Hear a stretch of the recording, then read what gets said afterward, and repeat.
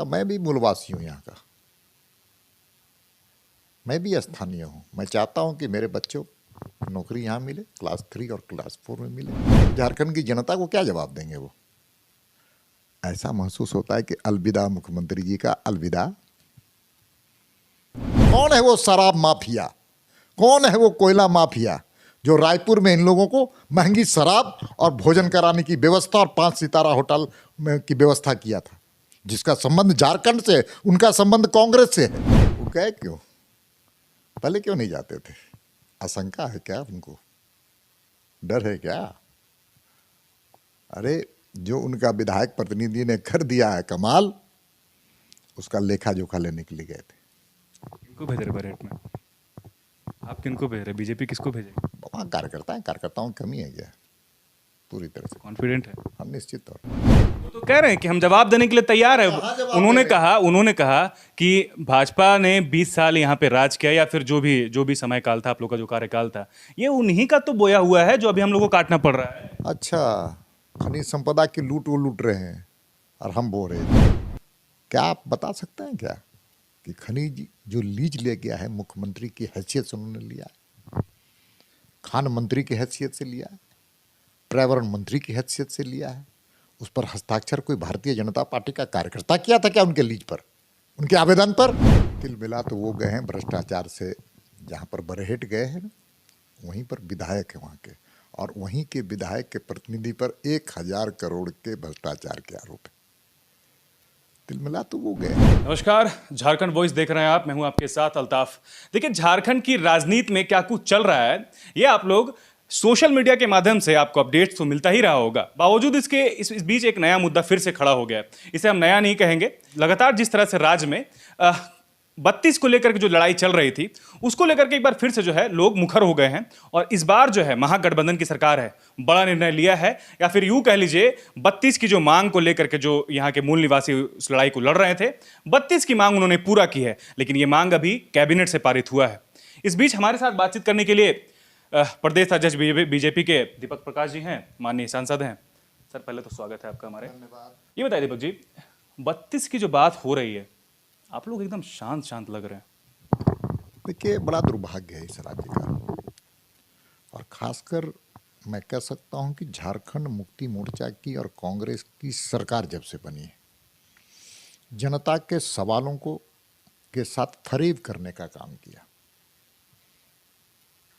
जहां तक जिस विषय को आप 1932 की खतियानी की बात कर रहे हैं, इतनी हड़बड़ी में लाने का काम किया गया, ना उसको संवैधानिक ढांचा में ढालने का काम किया गया, ना उसको कानून सम्मत बनाया गया। स्थानीयता किस चीज़ का होता है? स्थानीयता के आधार पर नौकरी, उस नीति के बारे में क्या, नियोजन नीति क्यों नहीं इसके साथ जोड़ा गया? इसलिए स्थानीय नीति के साथ नियोजन नीति होना चाहिए।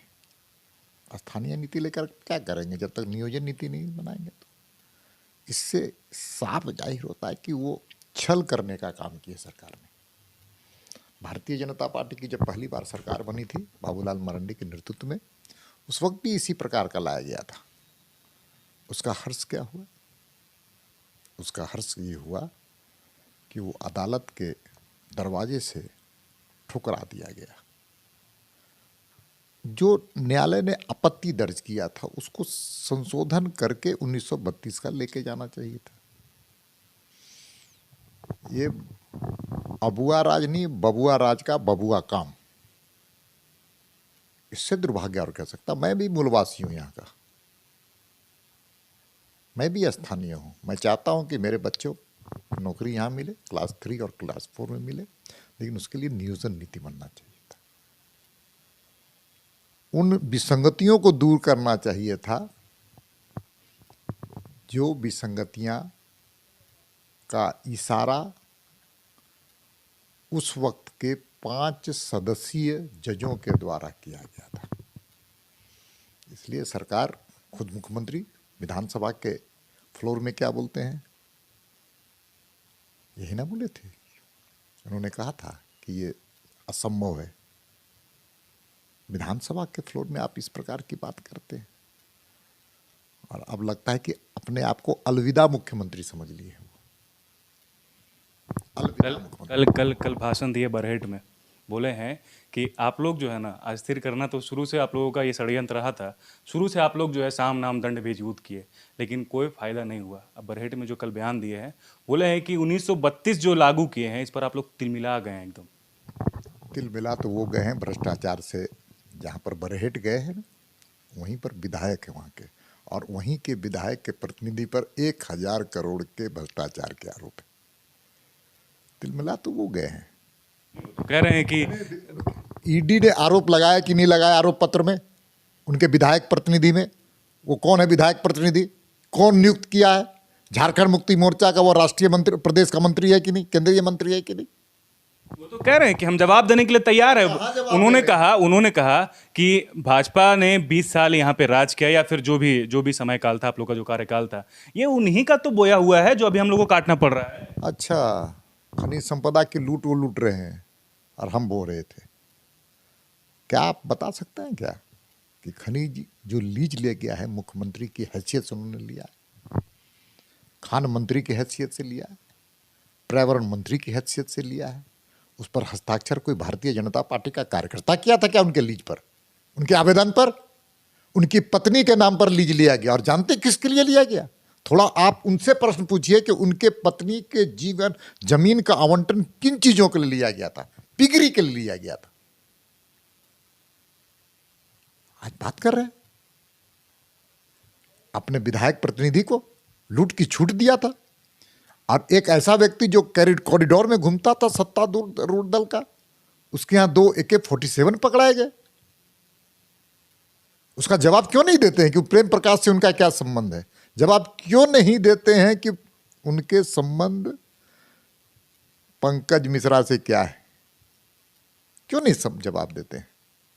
उनको ठोक के बोलना चाहिए कि मेरा विधायक प्रतिनिधि था, उसने गलत किया है, बोले ठोक करके। आप ये मानते हैं कि जो बीजेपी का जो कार्यकाल रहा झारखंड में, वो जो है पारदर्शी है? निश्चित तौर पर मैं इतना कह सकता हूं, पारदर्शी है। एक भी विधायक, एक भी मंत्री और मुख्यमंत्री पर भ्रष्टाचार के आरोप नहीं लगे। लगातार हमारी सरकारें रही, हमारी सरकार विकास के प्रति प्रतिबद्ध रही। चाहे बाबूलाल मरांडी की सरकार हो, अर्जुन मुंडा जी की सरकार हो, रघुवर जी की सरकार हो, जनता अब कहने लगी है, जनता कि विकास के किरण भारतीय जनता पार्टी के शासनकाल में यहाँ के लोगों ने देखा था।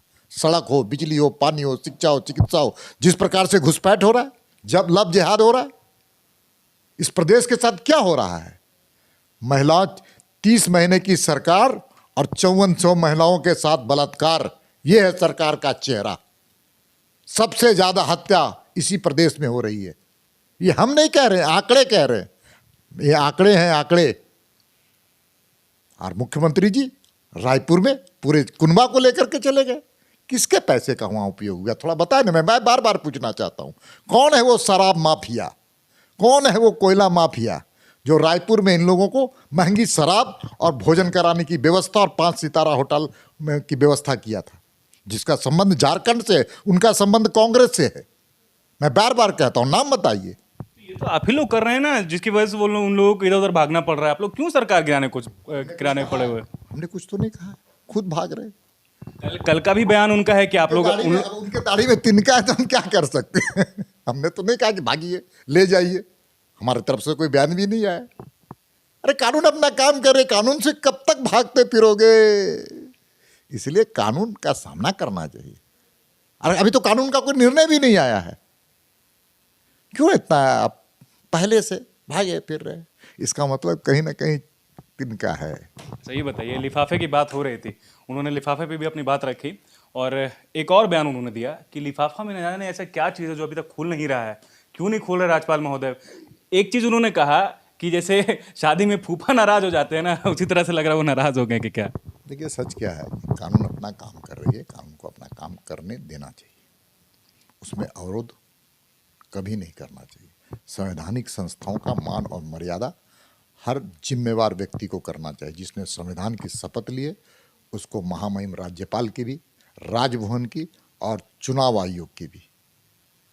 अच्छा एक बात बताइए, ठीक है ये तो मैं समझ गया, जेएमएम के वरिष्ठ प्रवक्ता हैं, सुप्रियो भट्टाचार्य, उन्होंने कहा है कि राज्यपाल जो है वो बीजेपी की यानी कि केंद्र सरकार की कठपुतली ना बने। ये बयान आपने सुना होगा, इस पर आप उनको क्या जवाब देना चाहेंगे? मैं तो बार बार कह रहा हूं कि मुख्यमंत्री जी कांग्रेस के कठपुतली नहीं बने। मैं बार बार कहता हूं, कांग्रेस ने देश का बहुत बुरा किया है, विनाश किया है, लूटने का काम किया। मधु कोड़ा जैसे सज्जन आदमी को केवल बैठा करके कांग्रेस ने दोनों हाथों से लूटा है। इसलिए कांग्रेस के कठपुतली मत बनिए मुख्यमंत्री जी। कांग्रेस हमेशा स्वयं खाता है, बाद में अकेले छोड़ देता है। छोड़ने की बात कर रहे हैं तो हमको याद आ गया कि भारत जोड़ो कर भी एक बहुत ही जोरों शोर से चलाया जा रहा है। भारत जोड़ने की तैयारी हो रही है और ये भी कहा गया है, अविनाश पांडे प्रभारी जो उन्होंने कहा है कि आप लोग यानी कि देश में जो बांटने वाली शक्तियां हैं उसके खिलाफ है भारत जोड़ो का ये जो अभियान। अच्छा, एक चीज बताइए, इस देश के आज़ादी के समय में भारत को 2 भागों में किसने बांटा? नेहरू जी ने। थोड़ा हमसे पूछिए, नेहरू और लियाकत समझौते पर साइन करने समय नेहरू के हाथ क्यों नहीं कांपे? नेहरू लियाकत के समझौते का उल्लंघन लियाकत करते रहा और कांग्रेस के मुखदर्शक, उस वक्त के देश के प्रधानमंत्री मुखदर्शक बने, कांग्रेस के नेता थे। और आगे आइए, 1971 में 95,000 पाकिस्तानी सैनिकों को भारत के सैनिकों ने अपने कब्जे में किया था और 90,000 वर्ग किलोमीटर पाकिस्तान के हिस्से को अपने हाथ में लिया, कब्जे किया था, पीएको को पार करके। क्यों शिमला समझौता में इंदिरा जी ने उनको दान में दे दिया? हमारे सैनिकों का शहादत होते रहा और इंदिरा जी दान दे दी। अगर वो जमीन और हमारे कब्जे में होता और उन सैनिकों को हम शर्तों के अनुसार छोड़ते तो जो पाकिस्तान के अंदर जो पीओके जो कश्मीर वो भारत का होता। वो गए क्यों? पहले क्यों नहीं जाते थे? आशंका है क्या उनको? डर है क्या? अरे, जो उनका विधायक प्रतिनिधि ने कर दिया है कमाल, उसका लेखा जोखा लेने के लिए गए थे। किनको भेज रहे बरेट में? आप किनको भेज रहे? बीजेपी किसको भेजेगी? वहाँ कार्यकर्ता है, कार्यकर्ताओं की कमी है क्या?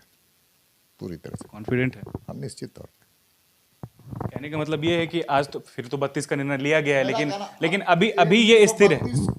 मुख्यमंत्री जी, लोगों को धोखा देने का काम मत कीजिए। आज मैं गांवों से लौट रहा हूं, संथाल परगना से। लोग कहते हैं कि नियोजन नीति 1932 के आधार पर क्यों नहीं बनाई? आज उन्हीं के मधु कोड़ा ने प्रश्न पूछा ना, कांग्रेस के नेता है, प्रश्न किया ना। कहीं पर सर्वे 1964 में हुआ है, कहीं 1911 में हुआ है, कहीं 1932 में हुआ है। मुख क्यों छुपा हुए? मधु कोड़ा जी के प्रश्न का जवाब क्यों नहीं है मुख्यमंत्री जी को? गीता कोड़ा जी अच्छी सम्रांत हमारी नेता है कांग्रेस की, उन्होंने प्रश्न खड़ा किया, क्यों नहीं जवाब देते मुख्यमंत्री जी? बंगले क्यों झांक रहे हैं? तो कह रहे हैं कि हम सबके लिए सोच रहे हैं और विचाराधीन है इसको लेकर के। विचाराधीन है। मुख्यमंत्री जी थोड़ा प्रेस कॉन्फ्रेंस करके बोले मधु कोड़ा के जवाब का, हिम्मत है तो। हमने नहीं कहा, उन्हीं के सहयोगी दल के नेता ने कहा है, प्रश्न उठाया, उसका जवाब उनको नहीं मिल पा रहा है, तो झारखंड की जनता को क्या जवाब देंगे वो? ऐसा महसूस होता है कि अलविदा मुख्यमंत्री जी का, अलविदा कार्रवाई है। एक आखिरी सवाल, और ये अभी मेरे जहन में आया। कल एक मुद्दा बहुत गरमाया था, गोड्डा का एक वीडियो आप देखे होंगे। दीपिका जी जा करके वहाँ पे पूरा पानी से नहा रही हैं और पूरा जो है चिल्ला चिल्ला के कह रही हैं कि देखिए निशिकांत जी, ये आपका इलाका है। आरोप उन्होंने लगाया कि केंद्र सरकार फंड नहीं देती है। थोड़ा उनको अध्ययन करना चाहिए और मैं उनसे आग्रह करूंगा कि उनके पास अगर कागजात नहीं है, डॉक्यूमेंट्स नहीं है, तो हमसे ले लें। राज्य सरकार के पास भेजे हुए पैसे का राज्य सरकार उपयोग नहीं कर रही। मेरे पास डॉक्यूमेंट्स है। मैं चुनौती देना चाहता हूँ, जहाँ कीचड़ में नहा रही थी, अच्छा किसी को नहीं लग रहा था। सड़कें बननी चाहिए, लेकिन मैं तो बार बार कहता हूँ कि दीपिका जी, नौटंकी बंद कीजिए। नौटंकी से लाभ नहीं है। ये तो राज्य सरकार के खिलाफ आंदोलन करना चाहिए था उनको। हम तो यही मानते हैं कि राज्य सरकार के खिलाफ आंदोलन है। केंद्र सरकार के द्वारा भेजे हुए पैसे का उपयोग नहीं कर रही है राज्य की सरकार, और राज्य सरकार के खिलाफ उनका आंदोलन है। हम तो मानते हैं कीचड़ से कमल खिलेगा। कीचड़ से कमल खिलेगा, दीपिका जी, ये आपके लिए था। खैर देखिए, बात जहाँ तक सड़कें रोड की है, ये बहुत ही मौलिक अधिकार है, बहुत ही बेसिक सा चीज़ है कि हर जगह की सड़कें जो है, हर जगह की जो जिस तरह से जो है यातायात की जो है बाधाएं हैं, चाहे वो टूटी सड़कें हो, चाहे वो खड्डे की बात कर ले, वो मरम्मत होनी चाहिए, लेकिन उसका राजनीतिकरण ना हो तो ये बेहतर होगा। फिलहाल दीजिए इजाजत, मिलेंगे नए सेशन और टॉपिक के साथ। हमारे साथ जुड़ने के लिए दीपक जी बहुत आभार आपका है। चलिए मुझे दीजिए इजाजत, सहयोगी अवंतिका के साथ अल्ताफ, धन्यवाद।